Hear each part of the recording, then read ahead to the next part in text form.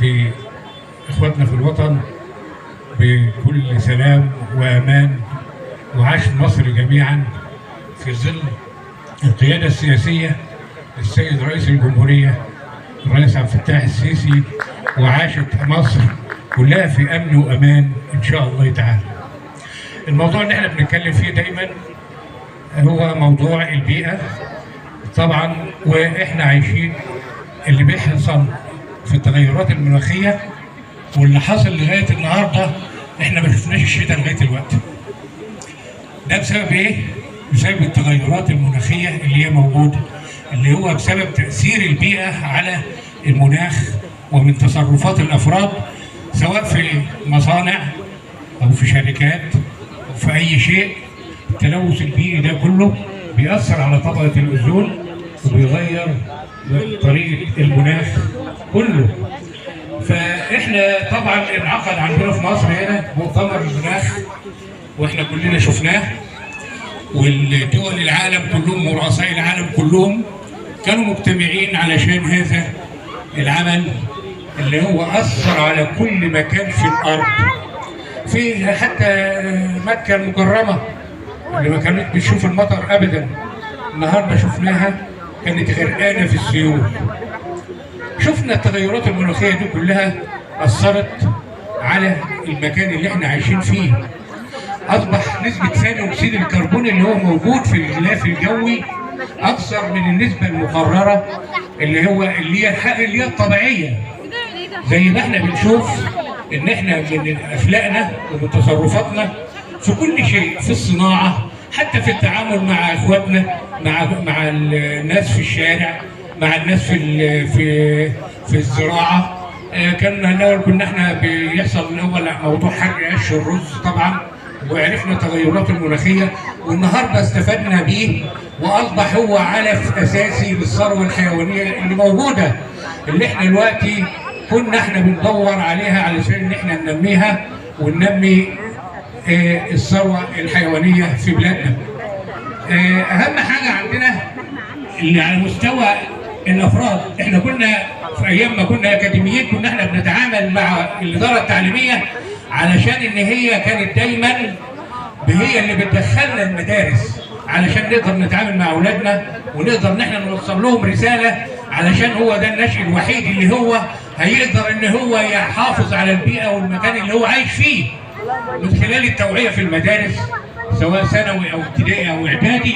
فإحنا كنا دايما شغالين معاهم وكانوا ناس محترمين جدا، وكنا بنوصل الرسالة اللي هي يجب أن تكون.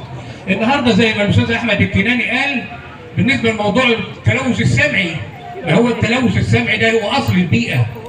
يعني لما نيجي نبص نلاقي ضوضاء في كل مكان، عدم راحة، مفيش حد مرتاح، ده ماشي يزمر وده ماشي يطبل وده ماشي يزير وده ماشي بالليل، ما عادش حرمانية ما بين بالليل أو بالنهار، كله شغال. ده اسمه تلوث بيئي سمعي، ده من أخطر التلوثات. بيخلي الإنسان يتحول لإنسان مش كويس نتيجة التغيرات الفسيولوجية اللي هي بتتغير على جسم الإنسان نفسه من تصرفاته ومن أخلاقه نحو المجتمع اللي هو عايش فيه.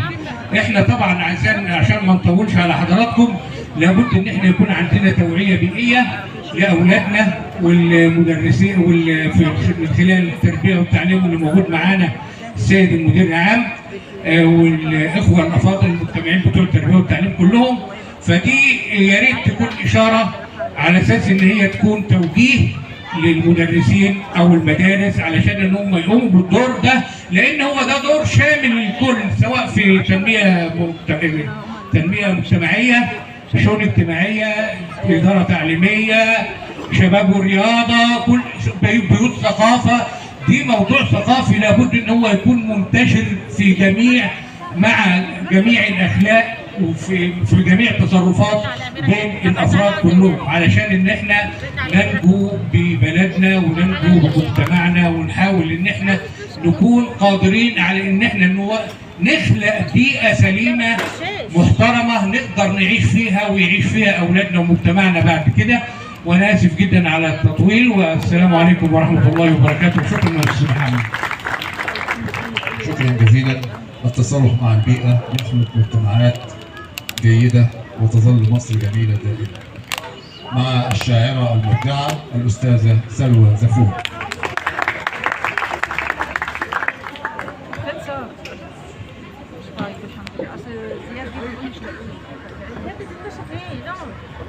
السلام عليكم. طبعا اليوم يوم جميل بكم الزهور اللي موجوده فيه. قادة التعليم في بلقاس اول مره يحضروا معانا اليوم الجميل واللقاء الرائع ده، تحيه كبيره ليهم، كل سنه وانتم طيبين. كمان الجمع الجميل من الشعراء والادباء والفنانين والموسيقيين، حتى اولياء الامور اللي موجودين، اهلا وسهلا بيكم. كل سنه وانتم كلكم طيبين. كمان النهارده الجمعه بنودع عام وبنستقبل عام اخر. بنتمنى، هي كل ايام ربنا جميله واحنا اللي بنصنع الجمال اللي فيها، بس احنا بنتمنى ان العام القادم ان شاء الله يكون افضل من العام الماضي. هنقول قصيده عن العام الجديد بنتمناه خير ان شاء الله. ضيف جديد، ضيف جديد على موائدنا،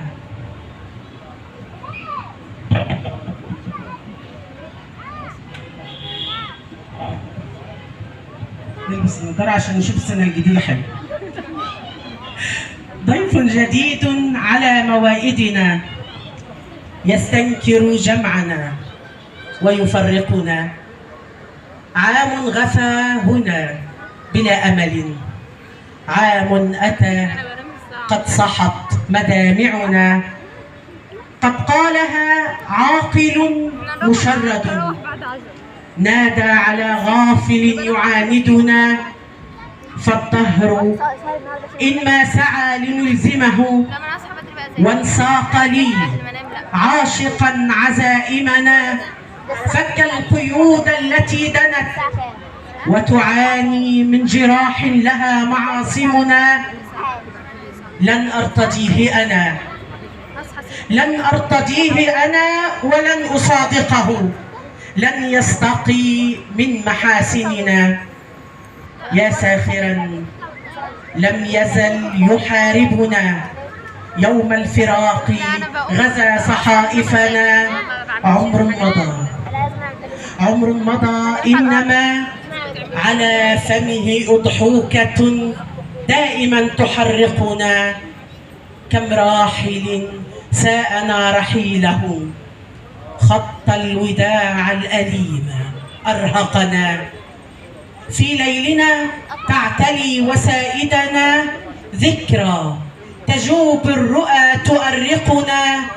يا خالقي، يا خالقي، تلك فرحتي بعدت، تاهت خطانا، فمن يقربنا؟ أنت الذي إذا شاء سعادة قد يأتنا منتهى سعادتنا. تلك الرسالات قد كتبتها، والحبر لم يرتضي مواجعنا. فالعام إن ينطوي على ألم، إن الشفاء مسرعا يعاجلنا. إنا إلى ربنا نبتهل. يا منعما، يا منعما، آتنا مقاصدنا. فجرا يعيد اللقاء يجمعنا، غيثا يفيض هنا يعوضنا. كل سنة وانتم طيبين.